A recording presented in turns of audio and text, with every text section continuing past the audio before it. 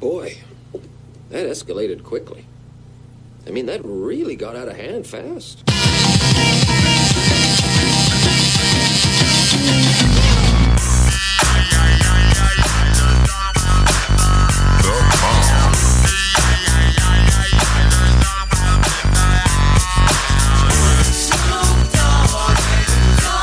Old school music. I think everybody appreciates a little old school Snoop. Good evening, good morning, good afternoon, good day, good night, whatever it is, whenever you listen to this.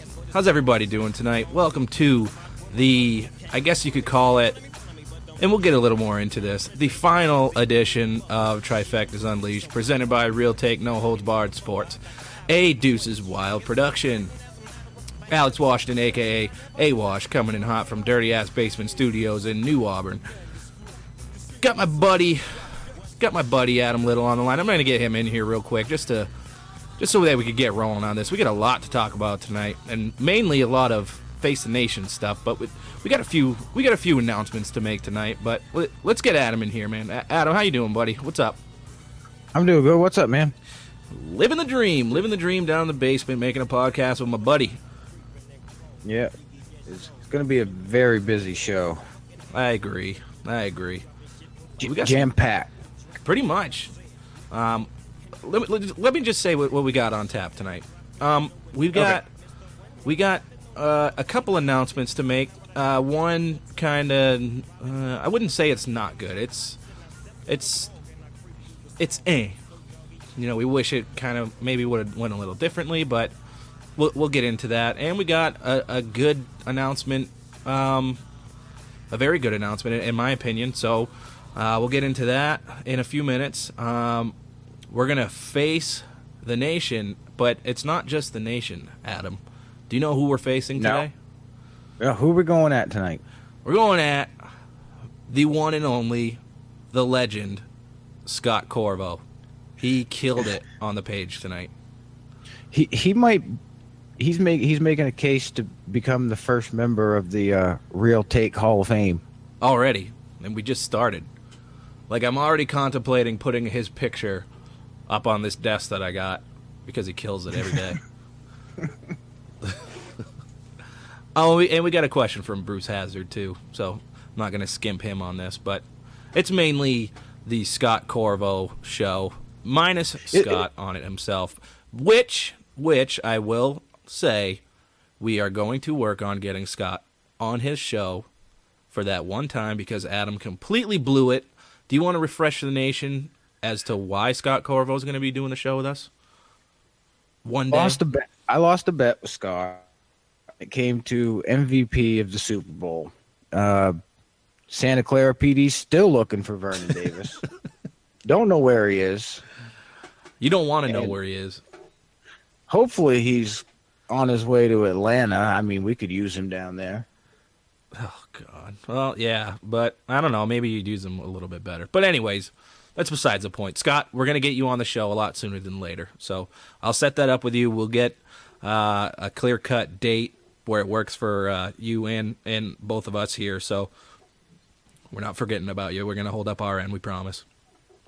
So as I said, we got a question from Bruce. Then we're going to face Scott. And then we're going to get into a little bit of basketball news because there was some pretty, I wouldn't say headliner, stuff happening in the NBA today, but there was some notable things. So we'll get into that in a little bit. But let me start out by saying and getting into a little bit of what's going on with Mr. Hollywood, aka Christopher Allen. So I'm just gonna start it like this first. I'm gonna be perfectly clear. There's nothing bad happening with Chris, but for the sake of this, I'm gonna start it out with this. I close my eyes only for a moment, and the moment's gone. All my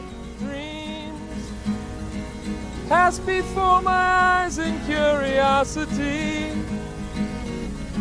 dust in the wind. KY Wrestling on hold for a while. Yeah. Look, please don't beat yourself up over this thing, Mitch. It's not your fault. Damn it, Blue is old. That's what old people do. They die. I'm sorry. All we are is dust in the wind.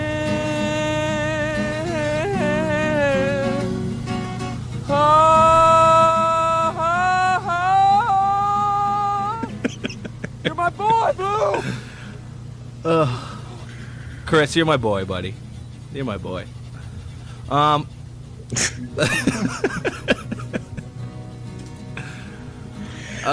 hate Will Ferrell, but I love that part. Chris, we love you, buddy. So I'm just gonna kind of throw out what's going on with Chris. A lot of you have been asking what's been going on with Chris. Why hasn't he been on the show? We're called Trifectas Unleashed for a reason. Chris has got a little bit of a schedule change, so it's kind of hard for him to make the shows considering his situation right now. But he's always going to remain a member of the nation and stuff like that, and he's still going to be on the show, but it's not going to be every third day or every second day, whatever. He's not going to be on Mondays, Wednesdays, and Fridays like Adam and I are. He's planning to do at least a day a month. So when Chris is on, that show will be called Trifectas Unleashed because we're not going to replace what we all kind of started here. So we'll have guests on the show, co-hosting with Adam and I and everything. But Trifecta was originally us three, so we'd feel like real douchebags if we just try to replace someone like that, and that's just not who we are anyway. So, with Chris's schedule change, it's kind of hard for him, like I said, to make every show, and I don't, life gets in the way sometimes. So, we don't have a problem with it or anything. So I'm glad Chris is, doing good and everything that he's doing. So we'll get him on the show, and that show will be called Trifectas Unleashed, featuring Christopher Allen, a.k.a. Hollywood.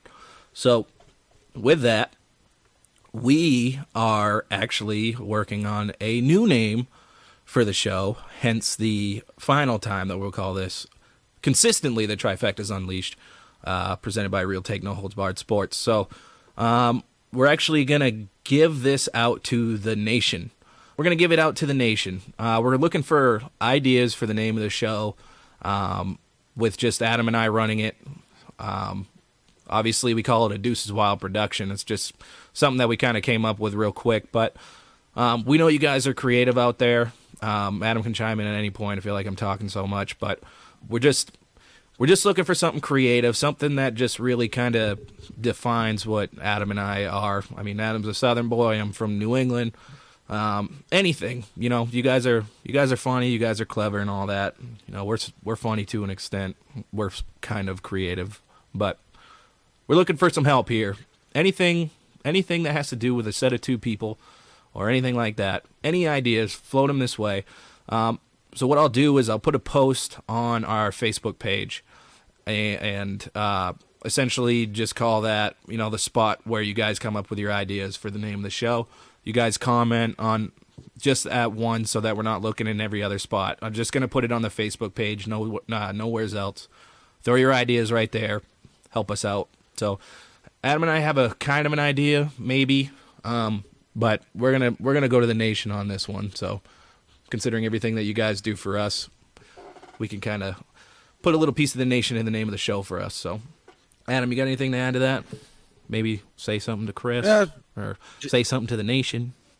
When they come up with the names, just make it something that we can repeat a lot. Some of their creativity can get a little out of control sometimes. Good and bad. Rightfully so. Good and bad. But yeah, we're not going to replace Chris. He's just going to be on once in a while. Exactly.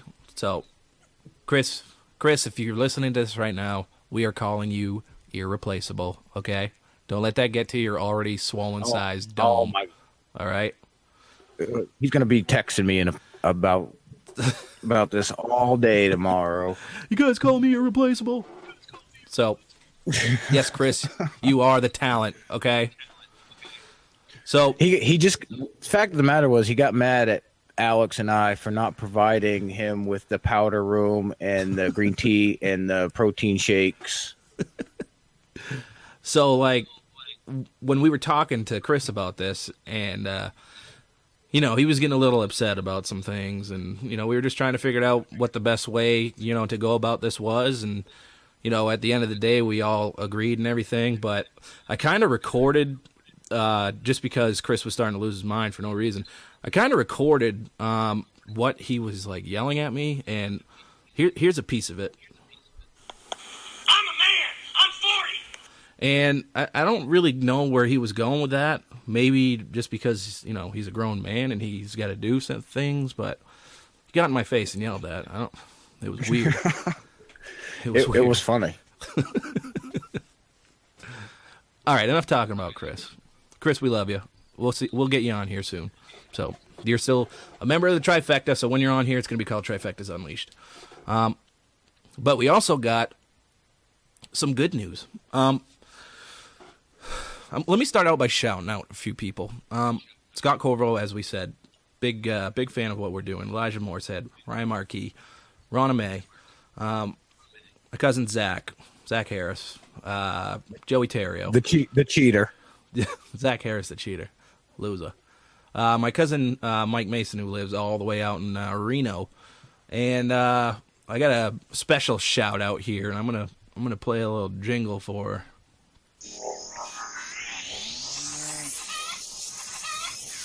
Adam, you know what it is? Midwest slang. Yeah. It's a Midwest thing. Yeah. Big shout out to my Aunt Pat Washington, who lives out in St. Louis. She actually just heard our show for the first time the other day, and she got a hold of me today, and she has some friends. She's got her people out there in the dirty, and she threw out our podcast to some of her friends out in St. Louis, and they also do a radio / podcast show themselves, and they actually want to get us on their show to kind of promote it and get our word out, out of New England and into some other spots. So within the next few weeks, probably even earlier than that, we're gonna set up a day, and we're gonna shoot the breeze with some people from St. Louis, and we're gonna promote our show out there. So we're super excited about that. And again, we wouldn't be able to do any of this without any of the Real Take Nation, being able to follow us, daily and everything like that. But I just wanted to give a super, super special shout out to my Aunt Pat for throwing our name out in a good light. So, Aunt Pat, I love you, and we appreciate it. So, thank you. Thank you, Miss Pat. Finally, we can get out of this Boston station.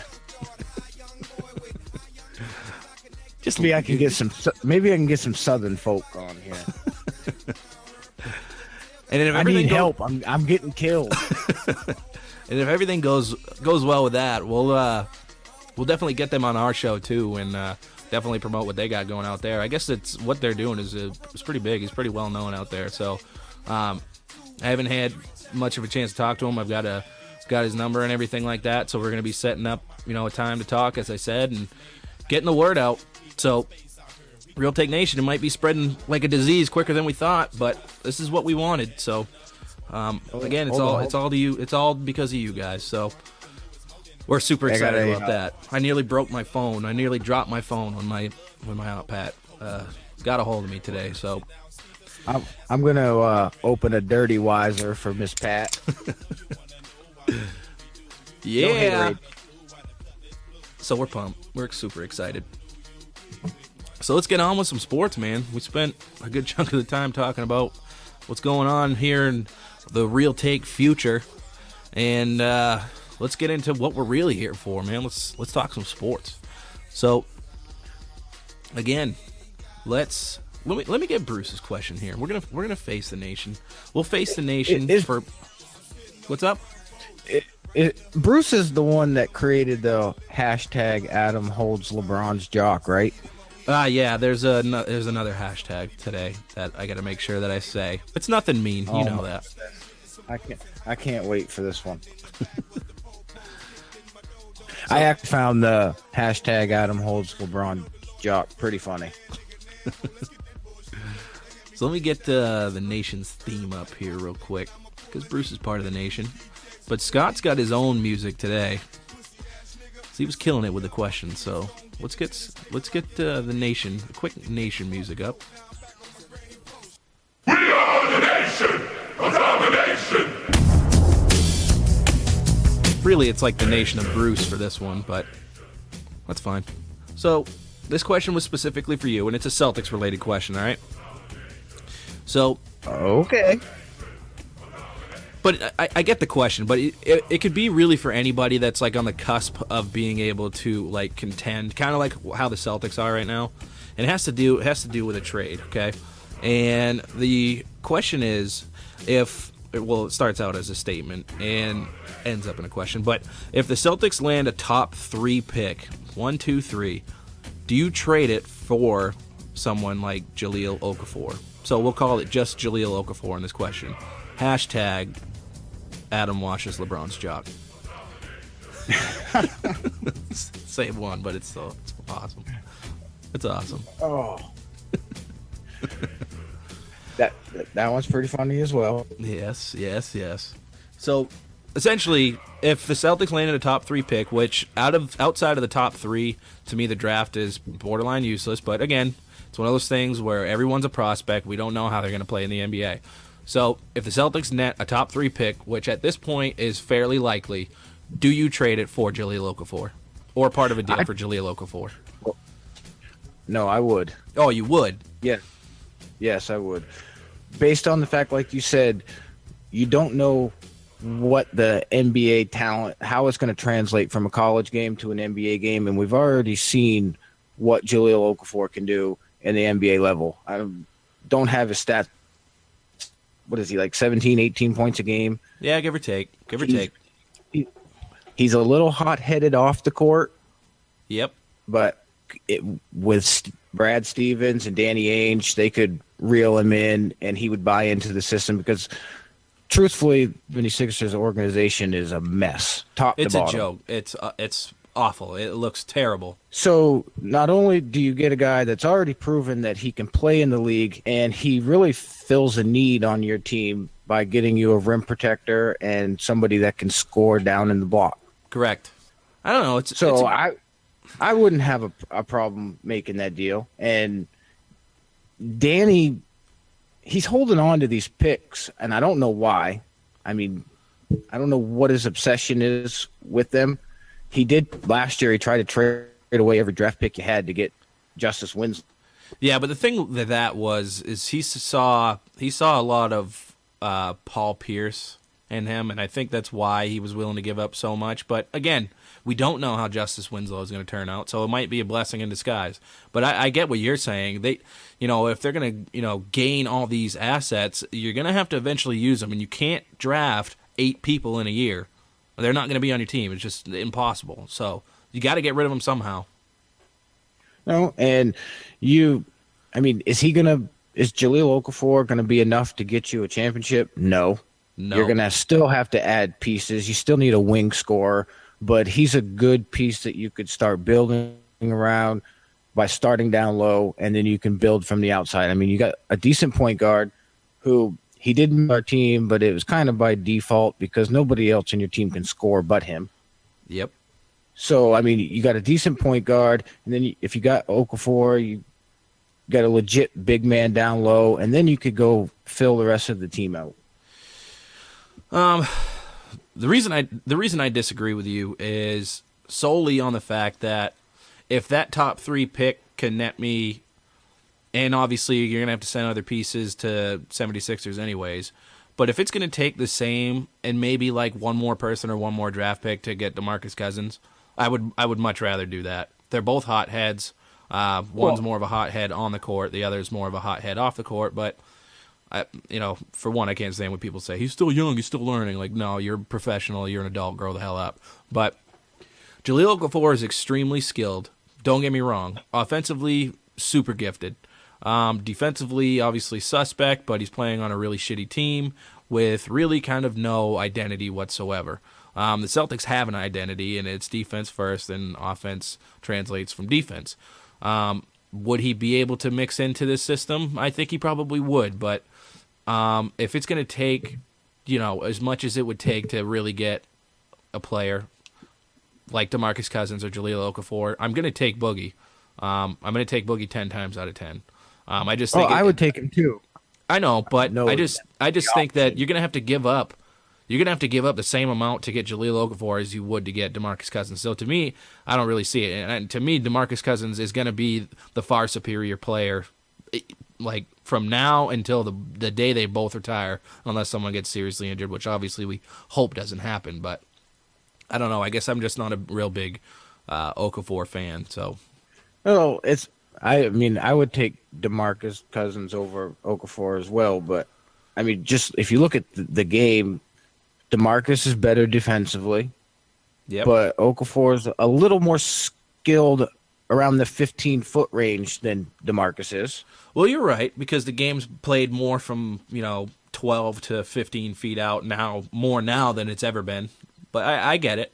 I mean, you have like 2 7-footers on your team right now, and all they do is shoot threes. Well, one is a pudgy bastard that shouldn't be shooting threes. Well, yeah. Who my father-in-law loves. Who what? Who my father-in-law loves. He loves Jaron Sullinger. And the reason that he loves him is because he's so good. Well, he likes Bernie Sanders too, so his opinion don't matter to me. The thing is, shots fired. Yeah, that was a shots fired. He could kick your ass too.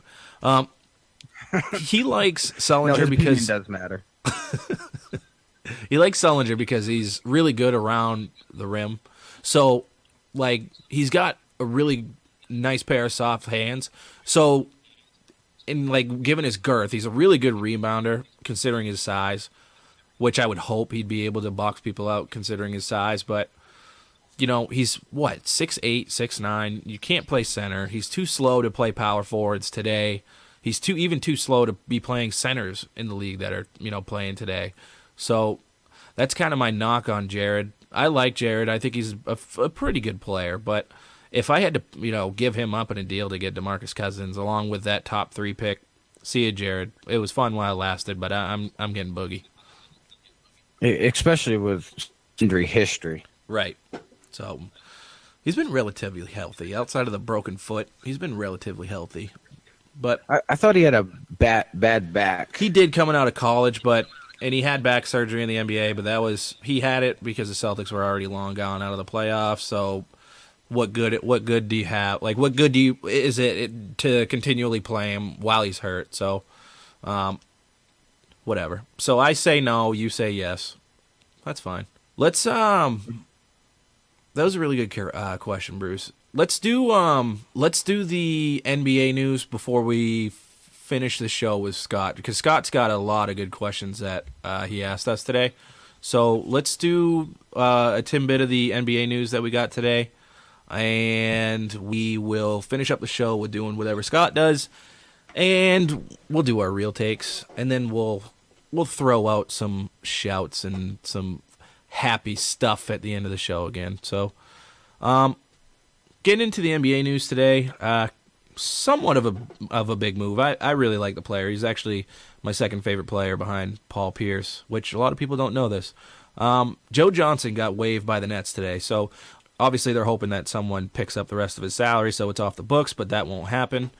So, which is also actually really good for the Celtics because, you get rid of their top players and it just makes that Brooklyn pick that much sweeter this year. But there's already a handful of teams that are very interested in Joe Johnson, one being my Celtics, one being LeBron's, Adams. How should I even say it?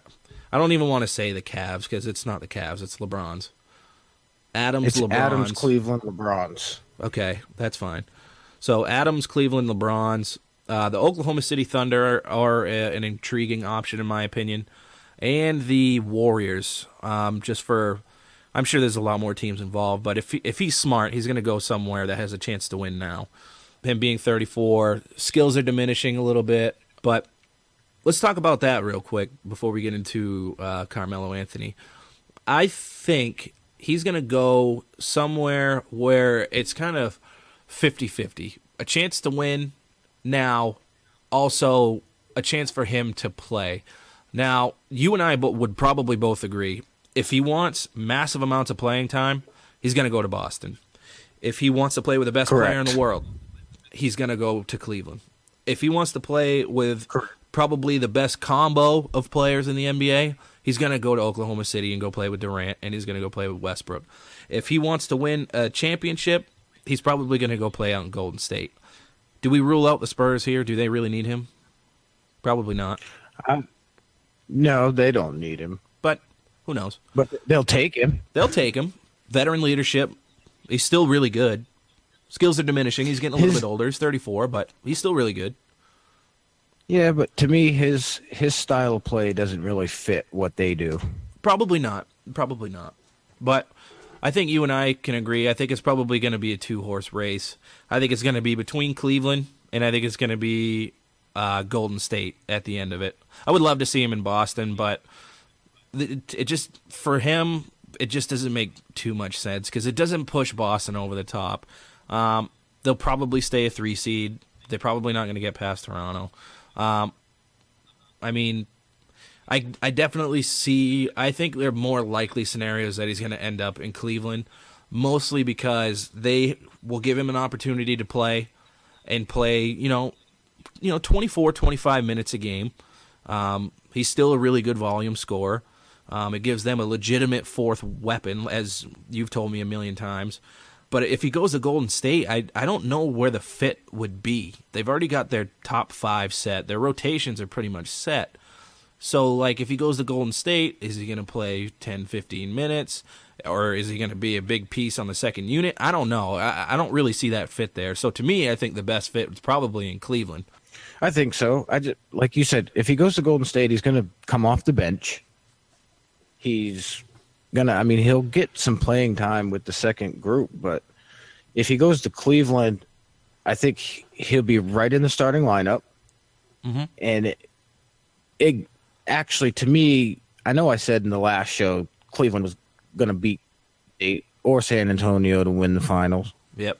And I still believe they have a chance. You're wrong, but if they add Joe Johnson into the mix, that's 4 legitimate scorers on the team, and nobody has 4 legitimate defenders on defense to stop all 4.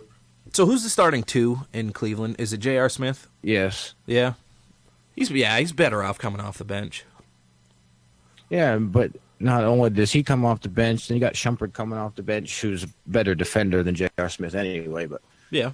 So I mean, the thing that sets Golden State and San Antonio apart from everybody else is the depth that they have on the entire roster. Yep. Cleveland is a 1 through 6, where Golden State and San Antonio are 1 through 9, 1 through 10. Yep, I agree with that. I don't know, like Oklahoma City could use him, but I just don't see any way that they're going to get out of the West. I mean, for one, I can't see them beating Golden State. I can't see them beating San Antonio, and even I don't even know if they could beat the Clippers. I don't even know where the Clippers are in the standings, but. Just between him and Westbrook, just between Griffin and Westbrook, Jesus. Durant and Westbrook, 2 people to me cannot carry a team. Unless your name is LeBron, unfortunately. And I can't believe I just said that. There's not a lot of people that could carry a team to a finals, let alone get through that vaunted Western Conference. So there's not enough shots in Oklahoma City for Joe Johnson to go there. No, and the problem with that is not Durant, it's Russell Westbrook. So I don't even know how people can stand playing with him, which is why I think Durant's as good as gone. Wherever he goes, I have no idea, but to me that fit for Joe Johnson doesn't work. There's no way it works. And Cleveland, I mean, they've been trying to trade for Joe Johnson since the offseason. Yep. They wanted him pretty bad. So that probably gives them the leg up, right? Yeah, I mean, they could never really get a deal worked out. So, I mean, it's just another chip they can use when they talk to him about coming there and be like, hey, we really want you on our team. We tried to get you in the offseason. We just couldn't get a deal worked out. Right. But we still want you here. Right. Even though they're millionaire athletes, sometimes they still want to feel like they're wanted somewhere. Yeah, and rightfully so. I mean, they are human, you know? Even though we don't really look at them as humans that make a shit ton of money, but they are humans at the end of the day. And another thing, since he is your second favorite player ever, how bad would it just chap your ass if he won on? If he won with Cleveland? Yeah, with the Cleveland LeBrons. Honestly, I would actually be happy for him. He's played on some pretty crappy teams. Honestly, I don't hate LeBron. For LeBron's sake, I really kind of want him to win a championship for the love of Cleveland. Like, Cleveland has had so many bullshit years in every sport that they have professionally for so long. I actually kind of feel bad for the people there. And I'm going to feel even worse for them if LeBron leaves again. So I actually kind of want Joe Johnson to go to Cleveland to win. I want him to go anywhere to win, but if he won in Cleveland, it actually wouldn't hurt my feelings, okay? At the end of the day, I would like JJ to win a title. So that's the only good thing I'm going to say about LeBron, is that I want him to win one for Cleveland, for Christ's sakes. But that's about it. You're nicer than me. You're nicer than me because I love Cleveland. For the people that live in Cleveland anyway, because America, they have a choose to live in Cleveland. Get the hell out. That place sucks. Have you ever been to Cleveland? I have not. Smells like piss and vinegar. Gross. Stinks. That's terrible. So I'm Get going the to feel hell bad out. for JJ if Move he goes away. there. No way, no how. Do what? I didn't hear you. I was going to say, I mean, you wouldn't go there for millions of dollars? Oh, I would go there for millions of dollars. But he's already got millions of dollars. So do you think his best chance to win is in Cleveland? Because I personally don't. No, I personally don't. His best chance to win is in Golden State. Right. So do you think that's what he's going to value more? Because I think he's still young enough to be able to produce and help teams. And I think the only way that he's going to be able to see the floor for more than 20 minutes a game is in Cleveland. I think I agree with that, but plus this is the last year of his deal, so he'll be a unrestricted free agent. So he's still going to want another contract. So he's not going to want to go and just on the bench and play 10 to 12 minutes a night. Right. He still has to show teams that he's a quality player, so he can get paid the next time. I agree. JJ, go sign where you want, man. Go sign somewhere where you can win, but play. So Cleveland's probably your best bet, buddy. Did you hear about the Carmelo Anthony stuff that happened today? I heard that Boston and New York pretty much completed a deal to send Carmelo to Boston, but it all came to an end when Carmelo said he did not want to go to Boston. Okay. I don't know how true that is, but so what I read today before I went into work, I read that he was never approached about a trade. I don't know how true that is. I would lean towards more BS than anything. I think that's more of a ploy, I guess, or more of a way for him to save face. But I guess I am not too upset about it. To me, it would have probably taken a lot to get Carmelo here, and it also would have taken a lot for him to buy into the system. I don't think he'd be able to help this year because, I mean, the only way he'd be able to help is playing through isolation, just a go-to scorer at the end of the game, which he can still do. He's still young enough to be able to take over a game, but this late in the year, I don't know how the fit would have went. I was big on getting Carmelo here when the Celtics had a chance to get Kevin Love, form a big three of Rondo, Carmelo, and Kevin Love, but after looking at Carmelo just like slowly, I don't know, his body just slowly start to disintegrate underneath him, I kind of fell out of love with that idea. So after I heard that the Celtics were going pretty hard after him and potentially having a deal done, I was kind of like, meh, like wasn't overly pumped, but I obviously wouldn't have been too upset. But it would have taken a lot to get him, a lot of your assets, and you wouldn't even know if he wanted to be here. And obviously now we know that he didn't want to be here, but I guess he's throwing out some shade on some of that report, saying that he was never approached about it, waiving his no-trade clause. I don't know how you feel about that, but I think it's more or less him trying to save face. I think so too. Carmelo's full of shit. Yep. But I know when he comes to the TD Garden to play the Celtics, the fans are going to boo the hell out of him because he said he didn't go to Boston. In reality, what you fans need to do is cheer him for saying he didn't want to come to Boston because he would have demolished your team. You would have had to get rid of all of your future assets. And then you would have had a guy on your team that completely stops an offense every time he touches the ball, dribbles the air out of it. None of the big star free agents would come and play in Boston with Carmelo. Probably not. He's just not that. He's not the star player that other star players want to play with. He's not like a LeBron. He's kind of like a Kobe, I guess, but not as talented. Give me the ball. Give me the ball. Give me the ball. I think that was more. Yeah. I think that was really apparent when he was playing with Iverson, and then the first year that he played with Amari. I look at it kind of as a situation like James Harden and Dwight Howard, which we'll get into in a minute as well. Really kind of volatile, mostly because Carmelo needs the ball in his hands, and I can't really stand that. Like, I get it, you're a superstar. It's one of the ultimate team sports.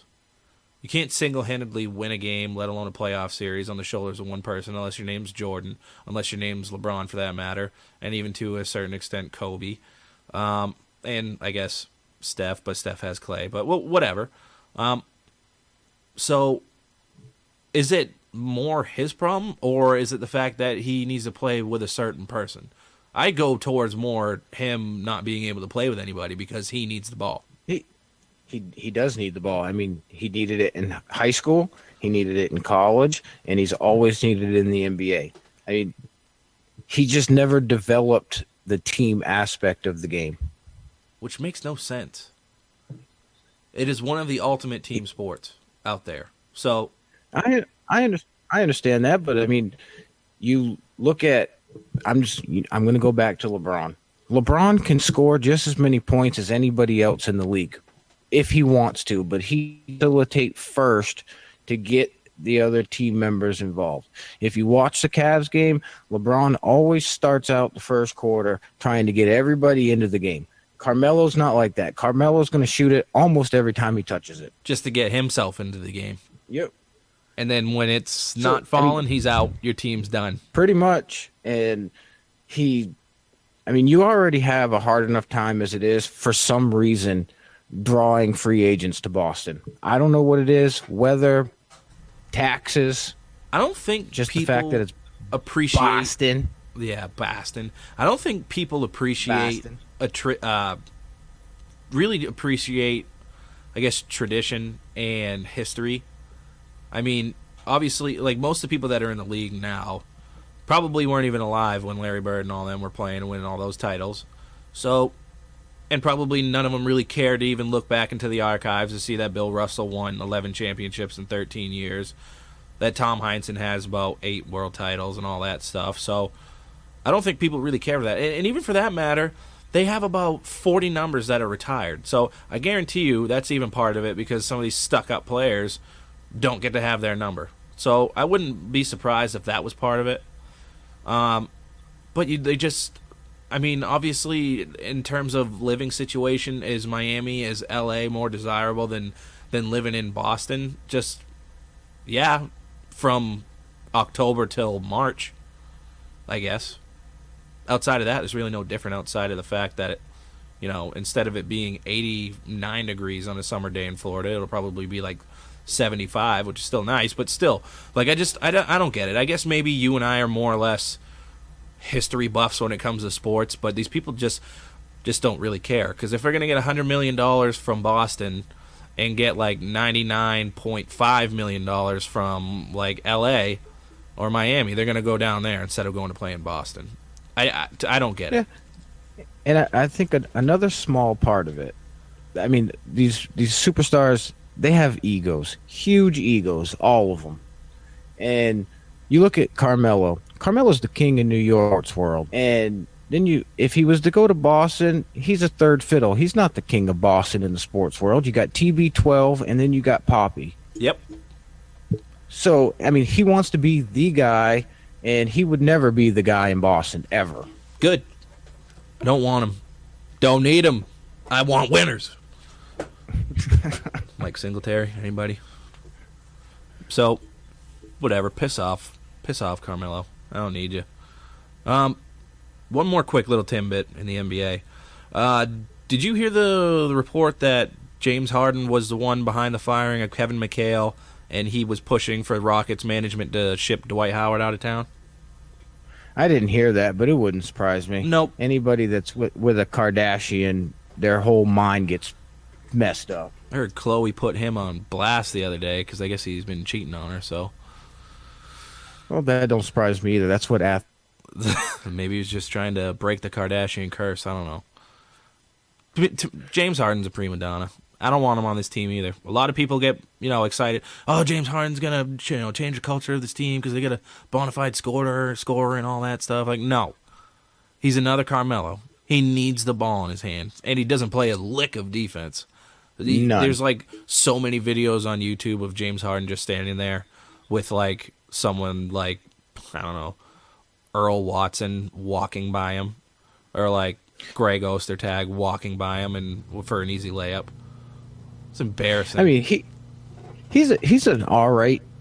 To me, he's just an okay offensive player. I mean, his numbers are inflated. He's not even, to me, he's not as good of an offensive player as Carmelo because half of Harden's points come from the free throw line. He's just a really good free throw shooter. Yeah. And he gets 20 points a night from the line. Yep, that's right. Oh well, screw that. It's not like he's out there shooting 60-70% from the floor. No, he's shooting low 40s, high 30s, maybe.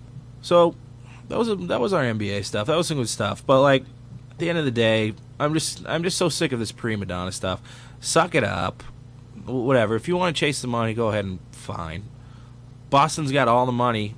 They have a chance to get 2 bona fide scorers, 2 superstars this offseason, if they so choose to. But these athletes just don't see what people like you and I would see. And even you, to an extent, would probably come to Boston, just based on tradition. And how much the fan base up here follows their teams. You know what I mean? Like, up here, there's not much for bandwagons, okay? Does it suck when our teams suck? Absolutely. But, like, when the Red Sox suck, all their games still sell out. You know what I mean? TD Garden, Celtics suck for friggin' ever. Those games were sold out. Not necessarily just sold out, but they were packed. So, I don't know. Screw these athletes, man. I wish I was in their shoes. I really do. I put a lot of them on blast. So do like 350 million other Americans. Yeah, well, I certainly wouldn't be doing what I'm doing right now for work if I was a millionaire, but who knows? So, I'd come into work the next day just to tell everybody kiss my ass, and I'd be gone. I'm not going on the road. So, let's go into the final segment of the show. Let me open it up with some music for the one, the only, the legend, the bad guy, and the bad guy, but the good guy too, Mr. Scott Corriveau, number 42. The World Wrestling Federation, for over 50 years, the revolutionary force in sports entertainment.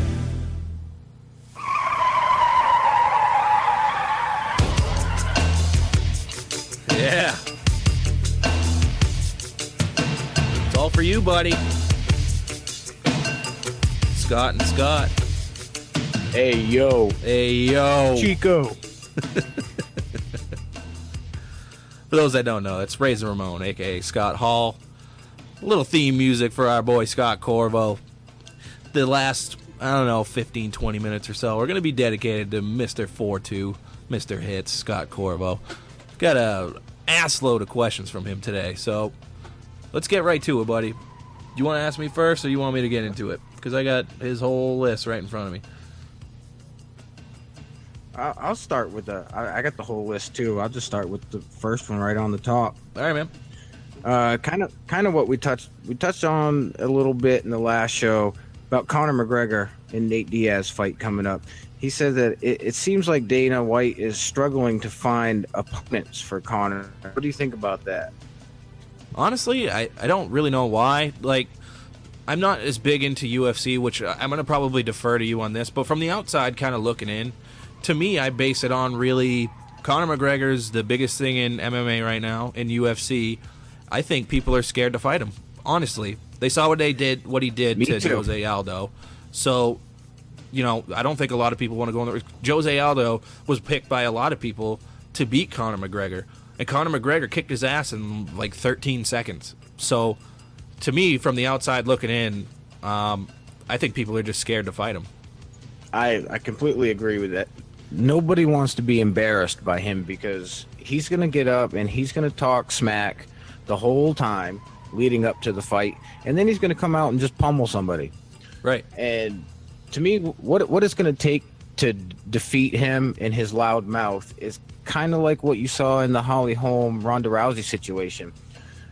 Ronda was on top of the world, and Holly was just not even in the UFC yet, just training just to fight Ronda. Like, she trained for almost 2 years just to fight Ronda. So somebody that you've never even heard of is going to be the one that comes out and beats Conor. Somebody right now is training just to fight him. But we just don't know him yet. Yeah, we don't know who it is. Could be next year, maybe the year after that, but he will eventually get his ass whooped. They all do. Yep. All good things come to an end, but right now he's on top of the world, man. And I don't, for the next year, 2, maybe 3, I don't see anybody beating him. So, and that's from the outside perspective. Yeah, he's gonna whoop Diaz. This is gonna be ridiculous. Yeah, it's not even gonna be close. So, that's a good question. Dude. I don't know if it's gonna be 13 seconds. It might be longer than that. Probably he's gonna not. Whoop his ass. You know, he caught him just right, but no, it's what he does. He kicks ass. So, all the power to him, man.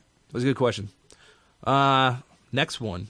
This is actually a good one, and I probably should have, gotten to it when I was tooting my Aunt Pat's horn about this. But Scott wants to know what separates us from any other podcast or any other sports show. Like, why should people tune in, and what do we do that's unique compared to what anybody else does?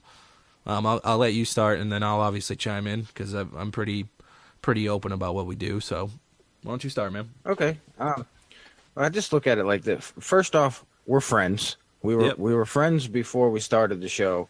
We weren't put together by some suits that run a company and force us to sit in a room and talk to each other. Right. I agree. So, and then second, we're unfiltered. I mean, we have no affiliation or obligation to any team or league like some other networks, hint four-letter one. Like, I may love my teams. I know Alex loves his teams, but don't think for a second that we wouldn't rip our teams for something stupid. Oh, like, I have no problem you're absolutely killing right. my team. I did on the baseball show, I pretty much demolished the Braves as a double-A team. Yep. I was just gonna, like, the conversations that Alex and I have while we're talking on the phone or through text message or just shooting the breeze at work is exactly what you guys hear on this show. There's nothing fake about it. Wow, I agree 110%. So I was just gonna say, like, just tailing off what you said. Nothing about this is fake. Everything is really just off the top of the head. Like you referred to, I believe is on the first baseball show that we did. When we come up with stuff, it's literally minutes before the show.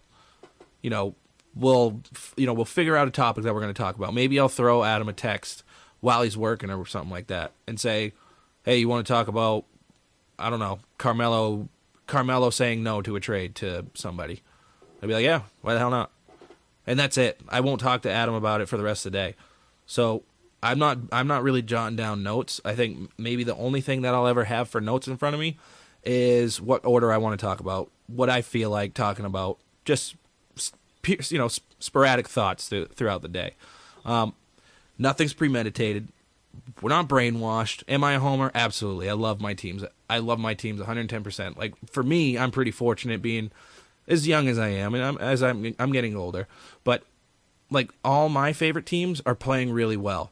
But as Adam said, I have no problem absolutely ripping into what one of my teams do. Like, anything. I don't have any kind of problem with that. Do we have our sports bias? Yes, we do have some, but we're not unrealistic. We're not stupid. Okay, if I get LeBron is the best player in the world. Do I like LeBron? No. Do I wish he was on my team? Absolutely. But I'll shit on LeBron. But I'm not an idiot. He's the best player in the world. I hate Steph Curry. Best shooter in the world right now. Shoots the lights out. I don't like Peyton Manning. One of the best quarterbacks I've ever seen play. So we're going to tell you how it is. We're not going to hold back. We don't fear anybody's, I guess, comments about us. If we make a stupid, a stupid comment about something, we're not going to sit here and get worried about what people are going to say. Because to us, this is what we are. This is a real take. That's why we call it what we are, real take. So that's what I think sets us apart from really anybody else. We're not afraid to say what's on our mind. We'll actually talk about things that people aren't talking about, some other 4-letter brands, if you will. It's always, sorry, Adam, LeBron, Curry, Peyton Manning. That's all you hear right now. And Tom Brady cheated. That you get. What's that? And Tom Brady. Shut up. I'm just saying that they always, any football show that they bring that up. But, okay, I'll agree with you on that. But we're going to talk about what people actually want to hear. Do people want to turn into that 4-letter station and see the same thing over and over again? No. I hate it. I can't stand it. Even if they do say good things about my team, I can't stand seeing the same thing over and over and over again. We're going to talk about what people want to talk about, and that's why we try to involve the nation as much as we can. Because there's people all over the country that tune into our stuff, that want to hear what we think on this end of the country about teams in the Midwest, about teams in the West. We're going to talk about stuff like that every time we do a podcast. So that's what I think separates us from really anybody else. I'm sure I'll think about 10 other things that I think we're going to do better than anybody else. But the main thing that I can say is that what we say is real, what we say is genuine, and we have realistic takes on everything that comes out of our mouth. So, boom. That's how I feel about that. Got me going, man. I could bench press 900 pounds right now and flip like 97 tables over. I'm pumped up. He's all jacked up like Hanley. MVP. Okay. Because I talk so much on that one, Scott's got a pretty good one here. I'm gonna read it. I'm gonna read you this. Adam, a.k.a. Mr. Atlanta, shaking my head. I can respect the Braves. I've always liked Bobby Cox. But the Falcons, Jesus, I feel bad for you. What do you got to say to that, buddy? I feel bad for myself sometimes. But before you go on, this is why I say this is real. Adam understands that his teams are below where he wants them to be. But he's not a bandwagon jumper. He's going to sit there and root for his own teams. And as he said, he bashed on his own Atlanta Braves team, not even going to be over 500, but it's his favorite baseball team. And he's going to watch them over and over and over if he has that opportunity to. Okay? And he's going to talk about them. Some people might not want to hear him, but I know I do.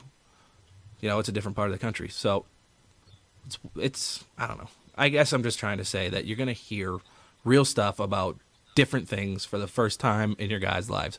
Sorry, Adam, yes. Go ahead.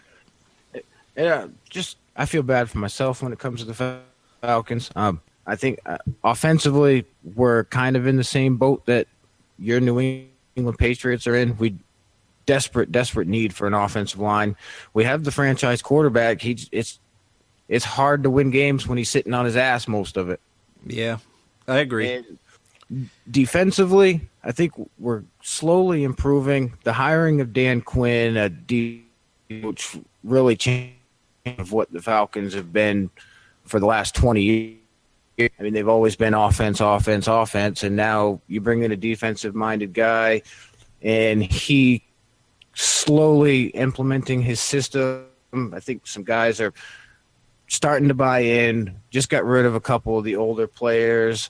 Hopefully some free agents will see what he was able to accomplish with Seattle's defense and say, hey, I'll go to Atlanta and see if we can rebuild that as well.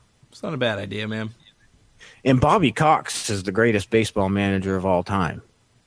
I'm going to have to research that a little bit. I would have a hard time arguing that, especially right this second. I mean, Tony look at LaRussa the was a really dynasty. I mean, only got the we're kind of the Buffalo Bills of baseball, I guess. But we did get one, and we dominated for a decade and a half. And on top of all that, Bobby's been ejected from more games than anybody in history. Well, that's because he managed for about 59 years, so. But he's a good manager. Harry some bitch. I would have a hard time defending your case on that. Or, sorry, I don't know. What's the words I'm looking for? I'd have a hard time objecting. Arguing against? Yeah, I guess arguing. But I was looking for a more sophisticated word, and I suck at being sophisticated. I would just have a hard time. I would have a hard time objecting to Bobby Cox. But like the ones that kind of popped to mind, you got Tommy Lasorda, you got Tony LaRussa. Those are just really kind of the only ones I can think about because they managed for so long, and they were really good managers. And obviously, most of their teams were pretty successful in their times there. But it's kind of hard to defend, to not defend that Bobby Cox is the greatest manager of all time. Yeah. Excuse me. You want to move on to the next one? Yeah, let's do it. All right, this one is actually for you. Okay. And it says, Alex, do you see the Celtics drafting Ingram from Duke? God, that's the worst fucking college basketball team. I hate them bastards. I hate Duke. I want to know how Scott became a Duke fan and an FSU fan. My guess is that there was players that he liked on the team, and then he just kind of bought into whatever their systems were. But Scott's a Knowles guy? Scott's a Knowles guy, man. Oh, I didn't know that. That's pretty badass. I'm a Knowles guy as well. It's just so weird. Like, he grew up just right here. He's a Celtics fan. He's a Sox fan. He's a Pats fan. I don't know if he watches much hockey, but Duke. Oh, I mean, I don't know how old he is, but there was a stretch in the early '90s. Well, pretty much all of the '90s that Florida State just dominated college football. They finished every year in the top 5. Right. The athletes that came out of Florida State, were just ridiculous. Who's the best? So I could understand. Who's the best athlete? I could understand. Do what? Who's the best athlete to come out of FSU? Prime time. Okay. I would say the best athlete to ever play at FSU was probably Peter Warrick, but he didn't amount to shit in the NFL. Well, Prime time's a Hall of Famer in the NFL and was a decent baseball player. Decent is not 240, okay? Whatever. But anyway, Scott says the Ingram kid plays a lot like Kevin Durant did in college, and he thinks that he could have superstar potential. What do you think about him? I've seen him play a handful of times this year. I get what he's saying. I do. I believe he's a freshman, correct? I believe he's a freshman. So, yep. I get the comparison there. I don't know if when I watch him, I see some intensity. I don't see Kevin Durant's, I guess, killer instinct when Kevin Durant was in college. Kevin Durant was above and beyond the best player in college the 1 year that he played. It's no probably way. Up there. No way. Really? You don't think that he was the best college player the year that he played? Nope. Who was? Nope. Greg Oden was the best college player. I don't think so, man. I don't think so. Greg Oden couldn't take over a game like Kevin Durant could. No way. I almost got stuck with Greg Oden. He did take over games, but he also had Conley. Mike Conley, yeah. Kevin Durant did a lot of that stuff by himself, man. Did he have Avery Bradley there? I don't think so. But I don't think Bradley was there at that time. Probably not. But to me, Kevin Durant, as I was saying, was the best college basketball player to come out of that draft. He should have got picked number 1, but Portland Trailblazers got that itis thing again. So I see some of that game in Ingram. I don't know if he can translate that. I don't see very many people coming out of Duke and being successful, and that's not Krzyzewski's fault or anybody's fault for that matter. I don't know if it's more or less a coincidence that people come out of Duke and they're not overly successful like immediately. Like it took a while for J.J. Redick to really come into his own, but the early people in Duke, I'm talking more recent Duke. You had your Elton Brands and you had your Shane Battiers, and to an extent you had your Mike Dunleavys, Grant Hill and all that. Jay Williams was good for a year. But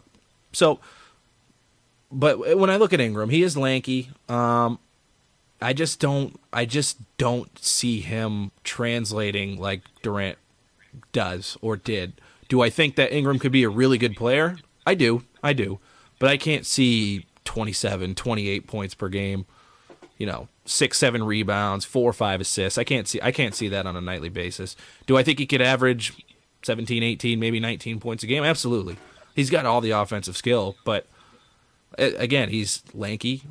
He would get absolutely dominated playing defense. But we'll see. Am I going to be upset if we get him? Probably not. But I don't see the Durant comparison. I see a little bit of a Durant comparison, but I don't see Kevin Durant Texas comparison. So I don't know how you feel, Adam, but I don't know. He's a really good player. I don't see Kevin Durant Texas. I don't either. To be honest with you, I don't think he's that great. I think he's probably the best player on that team. I think that other kid's a little better than him. Grayson or whatever. But Grayson, was it Allen? Is that his last name? Yep. But the only thing I could say about Coach K, just to finish off Duke here, he took Seth over Steph. Case over. Oh, checkmate. Michael Krzyzewski. How many more questions do you want to do? Because I want to save some of these for the next one because these are really, really good, and we're running out of time here. We'll do the next one that's on that list because there's some people that still listen or watch some of that stuff. So we'll save the UFC one.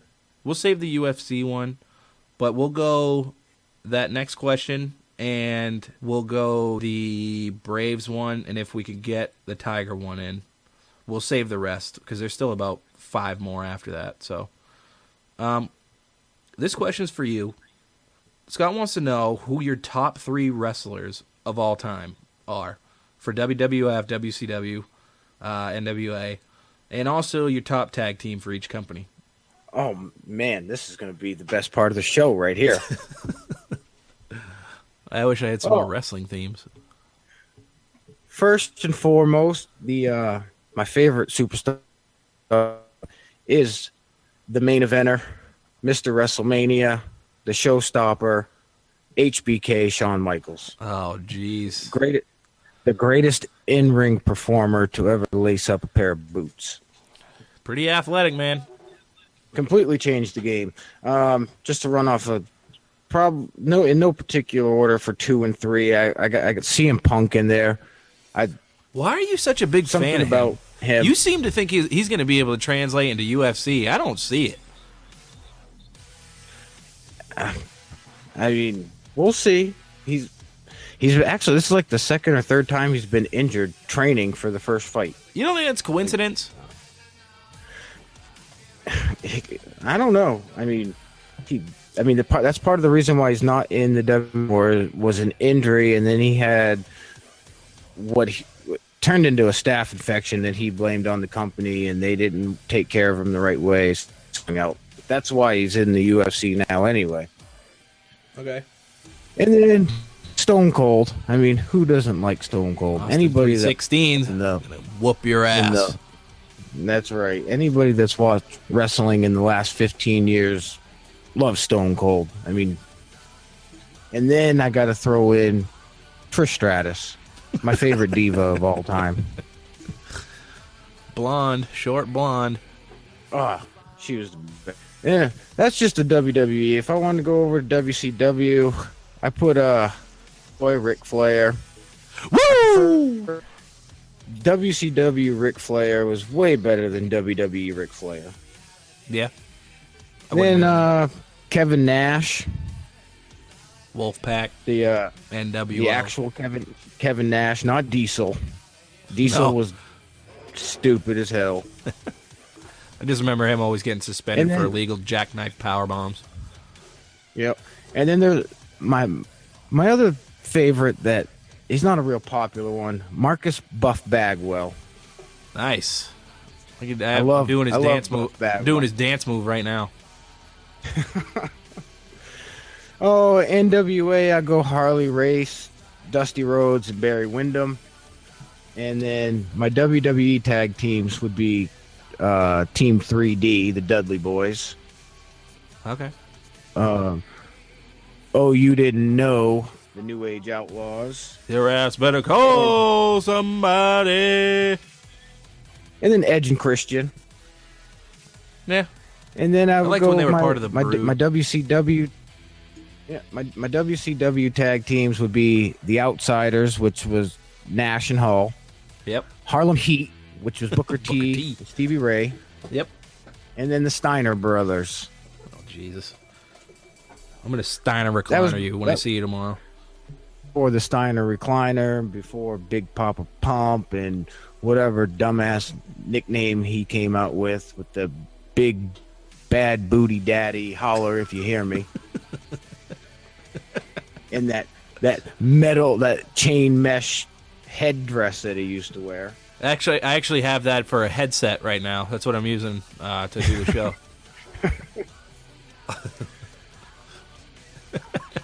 So those would be just some of my favorite superstars. All right. In the world of professional wrestling. Okay. That's legit. What else we got? Your turn, bud. Oh. What do you want to move on to? I just want to do one more UFC thing real quick. That's fine. And I'm going to ask you this because you're just like a casual fan. Yep. So Scott wants to know, do you think UFC has lost its luster and appeal to the masses?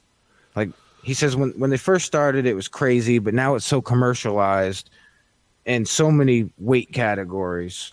What do you think as a casual guy? Did you watch it before, or is it something like recently that you just kind of turn on every once in a while? I turn it on once in a while. I'll pay attention to Conor McGregor, because obviously he's kind of the big thing going. When Bones Jones, before he got, the boot, I'd watch some of his stuff. But the main reason that I watched, a little bit of it a few years back is actually because of my wife. She was actually a GSP fan, Michaela Gate.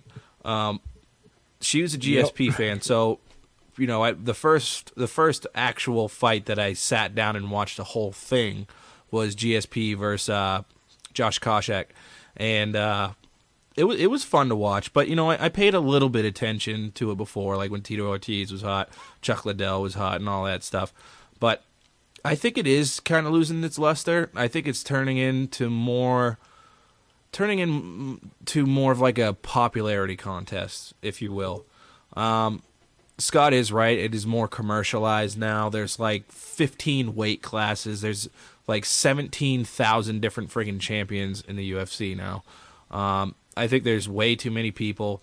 But I don't mind the up and comers. Like when you go to like the New England fights here in town, Like that's cool. Like those are people like I don't know. They're just like huge fans. Like there's a a friend of mine. Well, I haven't really talked to him too much, but we went to elementary school together, and we used to hang out a little bit. Jesse Erickson, who's he's a professional cage fighter. So like it's fun to watch stuff like that. But in terms of like the big boys and stuff, I think it's a little too much. It's a little too much like paparazzi. I don't know if it's because of social media, but it's a little too, I guess, fake for me. No, not fake. It's just there's too much going on there, and it doesn't really need to be crazy like that.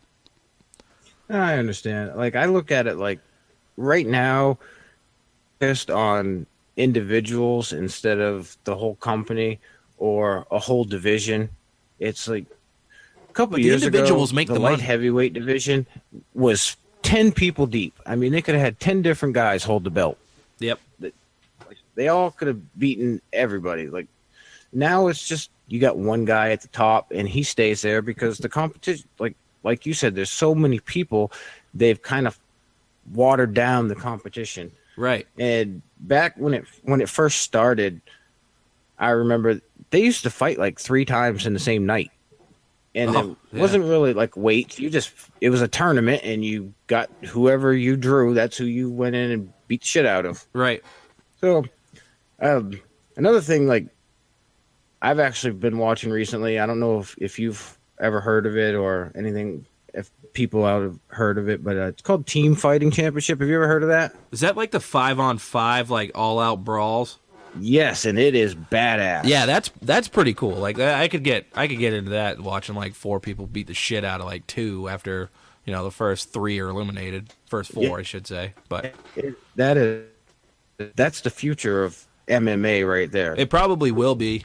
Legalized gang fights. The first time that gets on national TV, yeah, it'll be massive, and then UFC will end up eventually watering itself down. Just like boxing did. Because, I mean, boxing is making a little bit of a comeback now, but it's not anything like it was, even like in the mid-'90s. It's been almost dead since then. And that's probably what's going to happen to the UFC. Yeah.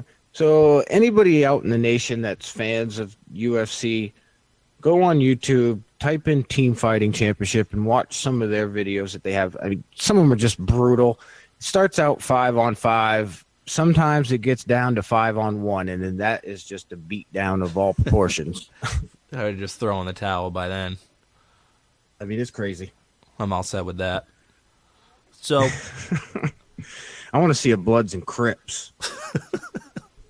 They're not allowed to guns, bring. They're not. Yeah, I was gonna say they're not allowed to bring guns to a boxing match, or not a boxing match, a UFC match. No guns. This one is real gangs going at it. Let's do 2 more questions, and then we'll save the rest for another time that we face either Scott or the Nation. But we'll probably do it next Face the Nation, because as I said, we're running a little low on time. It's getting a little late. But I'm going to ask Mr. Brave this.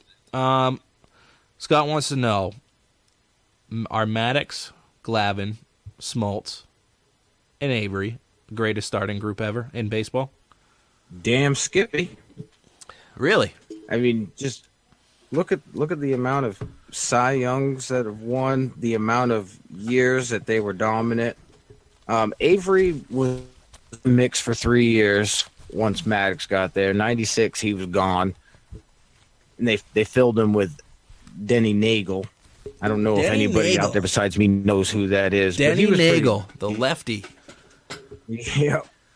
I mean, really the only team that I might be able to compare him to would be like the 2011 Phillies with that rotation. Yeah, it was pretty gross. Like 1 through 4, they were just nasty. Who that was with the young Hamels.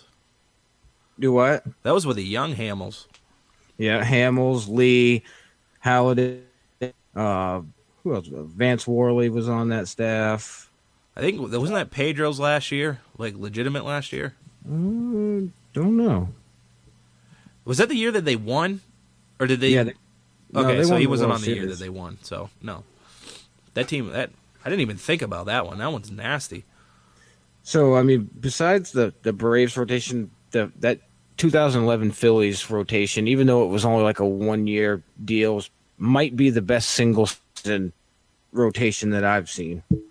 Well, if we're basing it on like longevity, because I mean nowadays it's almost impossible to keep athletes in the same place forever. But like you look at the Tigers one, like they had Verlander, they had Price, Scherzer, to an extent Porcello. Like that's pretty good rotation. You know what I mean? Yeah, not bad. No, Good.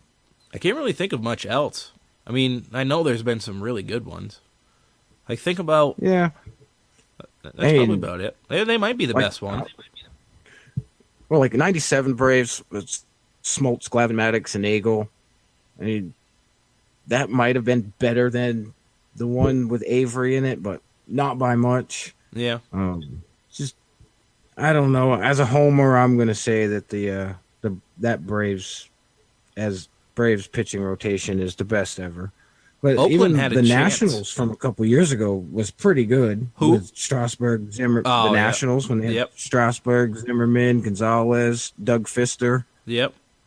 The A's, like in the early 2000s, had a chance to be really good. They had Hudson, they had Mark Mulder, they had Barry Zito, they had a young Rich Harden, and that just didn't happen. But they had a chance to be really good. All those guys were really good. Yeah, I mean, it would have happened if they would actually pay their players and keep them there. Yeah. Yeah, absolutely. Out of all that whole pack, like I don't know if Barry Zito was supposed to be the best pitcher, but he ended up being, like, at least in a couple of those years that those guys were together, he ended up being the best pitcher because he won a Cy Young. Out of the only one of that group, he won a Cy Young. So I think that's it for that, man. Let's do one more question, and then we're going to get the hell out of here because it's getting late. Let's ride. Let's ride. Talk about. Which one do I want to talk about? Yeah, you want to do the Tiger one? I do. I was actually saving that one for last. So I'm not going to... Okay, go ahead. All right, well, quick ones, because I actually want to ask you the one under that. Okay. So I'll start with Tiger. Okay. Scott wants to know, if Tiger's done, pretty much, he can't stay healthy, does he have any chance to be an effective player? There's no bigger Tiger Woods fan than the guy that's speaking right this second. I really wish that Tiger could pull it together, but I don't see it. I really don't. The thing that he's got on his side is that he's still young to be a professional golfer, because he could conceivably play on the regular PGA Tour for probably the next 15, 16 years, but I don't think he will. I don't think his body's going to allow him to. I hope that he wasn't juicing, but I'm having a hard time believing that he wasn't juicing, but I hope not. To me, the level of play and competition around him is getting better year by year, tournament by tournament. I know he beat some really good ones back in the day. I get it. And he brutally beat them. He beat them down almost yearly, habitually. But now it's more of a level playing field. There's so many good golfers now. You got Spieth, you got Dustin Johnson, you got Adam Scott, Bubba Watson, Rory McIlroy. Christ, I can't believe. So, to me, Ricky Fowler, I don't think he's that great of a golfer, but he's getting better. So, I think the level of play around him is getting so much better. Whereas I think Tiger's also declining as well. Obviously, like I said, he can't stay healthy. What is he? 2, 3, 4 championships from beating the record for majors? It's low single digits. Tying. It's low single digits. So I still think he has a chance to get it, and I hope he does, because like I said, there's not really much more. I'm pretty sure you're a Tiger supporter too, but I don't see him getting any better. He's shown no sign of being able to stay healthy for the last 8 years. When the last time he won a major, he could barely stand up when that one happened. So he hasn't been in contention in hardly any of them. I think he's won maybe 1 or 2 tournaments since for when he got caught cheating on his wife. But I don't see it. But do I hope he gets it? Absolutely. I love Tiger. I love watching Tiger golf. But just the level of competition around him is just so much better. I just don't see him. I just don't see it happening for him. I do. You do see it. I do. Oh, I hope I'm wrong. Couple of things. Tiger used to beat the field before he even teed off. Psychologically, he just wanted to play. If Tiger was in the tournament, everybody else's game was off a little bit. They were nervous and they were scared of him. Now you got a new group of players with a little bit of edge and cockiness to them, and they don't really give a damn about Tiger Woods. And rightfully so. And just, I don't know about the PED thing. I mean, he did get jacked up. He looked like a middle linebacker out there golfing. Yep. And I think that's where injuries came from. He was just too big and jacked up in a golf club. It's broke down. So, and he's been hurt a lot, and I think he's rushed back every time. Yeah, you're probably right. He realized it, and he's taken time off. He's got his body in shape, and my prediction is he will win a major this year. Really? I don't see it, man, but I hope so. I absolutely hope so, because like I said, to me, there's no bigger Tiger fan that's in this real take nation, if you will, than myself. But I just don't see it, man. I really don't. I hope so. Me too. But I'm going to go on to the next one, because this is one that when I saw it, when I saw this question, I was like, oh my God, I don't know who he's going to pick. I can't wait to figure out who you're going to pick for this one. Because I have two or three in my head. I'm just going to see which way you're going to go. I honestly don't know what you're talking about, because I've turned my phone off from my list, so I don't know. If you could spend one day with any pro athlete in the world, who would it be, and what would you guys do? Oh.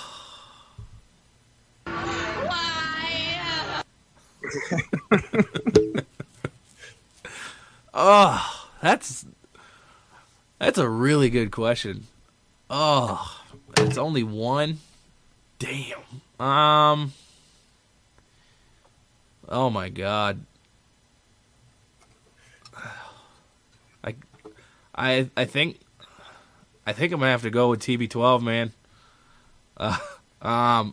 He's not the one I thought you were gonna pick.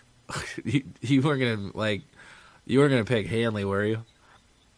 No. I actually had you down. My three were Brady, Paul Pierce, and Man Ram. Yeah, those are the three I would pick. Absolutely. I don't know. I think Manny would be fun to hang out with. I obviously love Paul Pierce. I love all three of them probably equally. But for the sake of this, I think... Okay, so you and Tom are just shooting the breeze, hanging out. What do you ask Tom? Like, what do you say to him? Like, hey, Tom, you want to go shoot hoops? Hey, Tom, you want to go play golf? Hey, Tom, you want to go throw the football? What are you guys doing? I don't even know, man. Like, I'm even nervous, like, thinking about it now. Because I don't... Not that he's ever going to hear this, but I don't want him to, like, listen to it and be like, I'm never going to hang out with this guy just because he said that. You're going to be like Mark Wahlberg and Ted 2? Yeah, yeah, pretty much. If I could get his seed and I could freaking make the next Tom Brady, yeah, serve it up, man. Get it in this cup. I'm going to make TB24. What would I ask Tom? I would probably want to watch some of like game film with him probably, just to know like what's going in through his mind. You know what I mean? Just like pick his brain a little bit, I guess. I'm taking the high road, I guess. I just guess like watch. If I was in that room, if I was in that room with you guys and we were game film, I would definitely ask if we could watch game film so I could hear Tom break that down.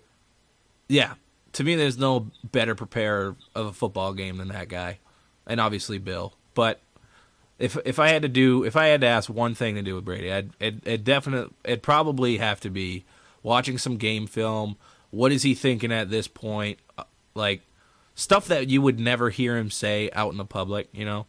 Like okay, you know what? You would ask him, like, can I see your phone? I want to know if you sent those texts. Like, no, I would ask him, like you said, I would ask him questions that he would never say out in the public.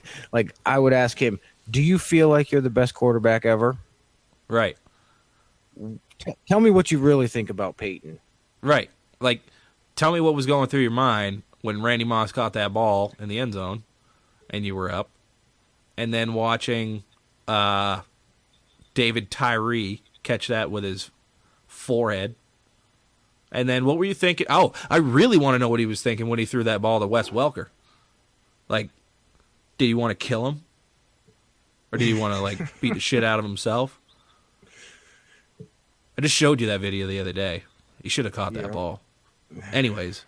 I get whatever you say. I would just want to pick his brain. Like, watch some film, like, of, like, his biggest games ever, like, namely this last Super Bowl, playoff games against Peyton and like Joe Flacco and all them and all that stuff. Like I want to know what he's thinking at that time, how he's breaking down plays. I want to hear that stuff. But I still would want to hang out with Paul and Manny. I'm just picking Tom. Who would you hang out with, dude? And what would you do? I don't know. That's a really good question. Yeah, I know. I have a hard time choosing because I like a lot of different athletes. Okay, I think I got 3 in my head. So why don't you go ahead and rail this person off? Well, that kind of goes with what I was thinking at first, but I'm not going to use Alex Morgan and what we would actually do. Like, you wouldn't want to step in the ring with Ronda Rousey? No, I wouldn't feel like beating on a chick. Nice. I mean, that's just my opinion, you know, like all the people that said that she could beat Floyd Mayweather in a fight are just absolutely ridiculous. She probably could, because all Floyd would do is just run backwards in circles. So, oh my God, he would beat the dog shit out of her. No, because you already know he's got no problem hitting a woman. No, he doesn't. But like my backwards moves are just as good as his. So, I would probably go kind of like you, just to see if I could get him a person that would never be released in public, and it'd probably be Barry Bonds. Ooh, I want to know if he did it. Damn, that was way far off of what I was thinking. Jesus. I mean, I got some home guys that I would like to hang out with, like Chipper. But I just, like, I need to know. Like, to me, Barry Bonds is the greatest baseball player that's ever lived. And I know nobody agrees with me, and everybody gives me shit about it, but I need to know for myself, did he do it? That's it? That's all you need to know? Well, besides that, just like you said, pick his brain, find out who the toughest pitchers were that he ever had to face, things like that. And how did he not throw out Sid Bream? Like, what was going through his mind when the umpires? You're lucky he's not on the juice right now, because if he were to ask him about the Sid Bream thing, he'd probably punch you in the face. Probably. And then you'd be stuck doing this. So, who were you thinking that I was? Who were you thinking that I was going to go with? Because I almost picked Prime Time, because I just think it'd be pretty cool to go to hang out with Prime Time. I had Prime Time on there. I had LeBron, and I had Chipper. I mean, I'm not much of a hunter. That's about all Chipper does, is go hunting. But I did have Prime Time, and I did have LeBron. Still like to hang out with Alex Morgan. Yeah. She's great. She's really great. I'm just going to leave it there just in case my wife decides to listen to this show.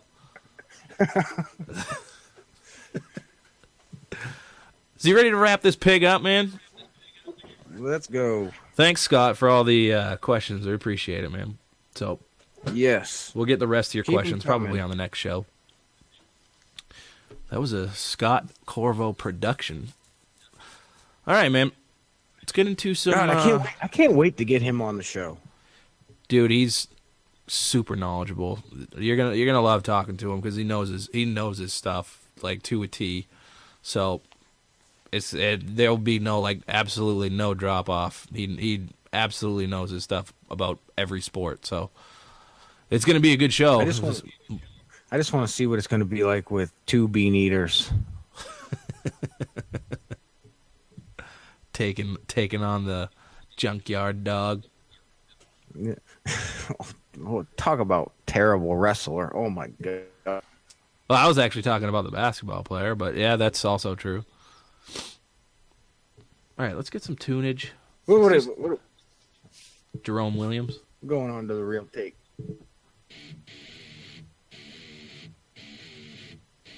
All right. This used to be my drinking song. So what's your real take, buddy? We're going to do some real takes and then close up shop. I'm going to shout out some people, tell them where they can find us, and then go to bed. So what do you got, man? I got a couple. Real take number one. Alex is now the biggest Tiger Woods fan in the world. I didn't know that personally. You didn't know I was a Tiger Woods fan? We just never really talk about golf. No. The second poster I ever owned was a Tiger Woods poster. My first one was a Ken Griffey Jr. one. But my second one was Tiger. Oh, okay. And my second real take would be pretty much the what you guys heard in this episode and the previous episode is what sets us apart. It's from the head, top of the head. It's from the heart. No holding back. And that's pretty much what it is. What you hear is what you're going to get. Pretty much try to involve the nation in every show. Unlike some other sports networks who really could care less what any of you guys have to say. We actually value your opinion, and we look forward to you guys continuing to support us because we appreciate it, and we look forward to having you a part of the show. Holy cow. I couldn't say that any better, so that's a hell of a real take, man, for sure. You got any more, buddy? Oh, I could keep going on, but we got to get the hell out of here. No, I just looked at the time. Those are good real takes, man. I'm going to definitely follow up on the last real take that you had. I mean, again, I'll always say it every show. If there was no, Real Take Nation, there is no Adam and Alex doing a podcast here at 1 a.m. So, this is what we are. We're not going to sugarcoat anything. We're not going to try to do things to just impress people.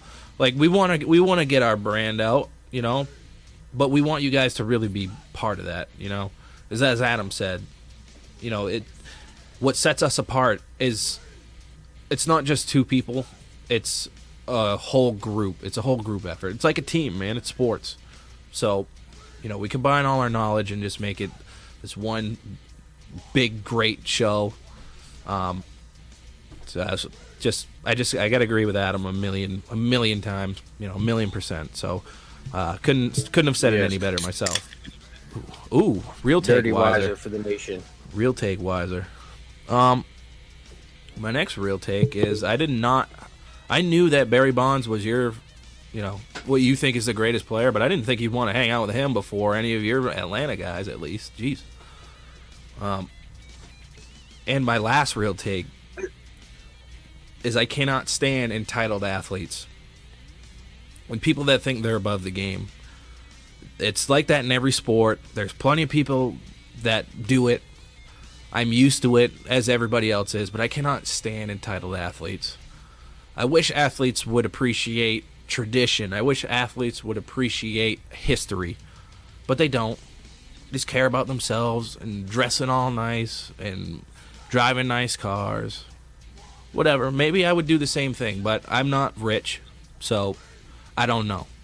I just wish athletes would value more of that instead of just going to the big hot thing, So that's my real takes, man. Something simple. So I agree. So let's close this shop. I just want to shout out everybody that, messages us, comments on the page. Again, Scott Corriveau, we had pretty much this show kind of dedicated to you today. Ryan Marquis, Elijah Morstead, Ronna May is always posting up on there somewhere. Joey, Zach, Derek, Bruce is getting in on it now. Just everybody. I wish I could get everybody on there, but sometimes I just forget. I got a bad short-term memory. Our podcast, again, actually, before I go on to that, we're super excited about our potential endeavor into speaking with the people from St. Louis, per my aunt Pat. Definitely looking to get the New England side, kind of pushed over to the Midwest, if you will. We're super stoked about that. I've been riding on a cloud since I heard that, and I think that's a real opportune time for us to really kind of get the name out. And again, it's because of all you guys that we're able to do it. So with that, you can find our podcast on iTunes, on SoundCloud, and you can find it on YouTube. Excuse me. You can also find or actually get a hold of us on the Facebook page, Real Take No Holds Barred Sports. You can hit us up on our Twitter at RealTakeNHB. You can email us, realtakenhbs@gmail.com. And you can also find us on our new sports blog page, realtakenhbs.sportsblog.com. And that's really kind of all I got for you. So unless Adam's got anything else to say, I'm going to ride out in the friggin' sunset. Let's roll. Let's ride.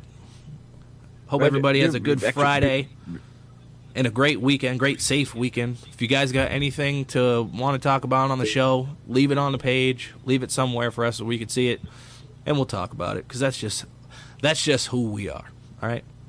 So if I don't hear from you guys, have a good weekend. Deuces. Give it up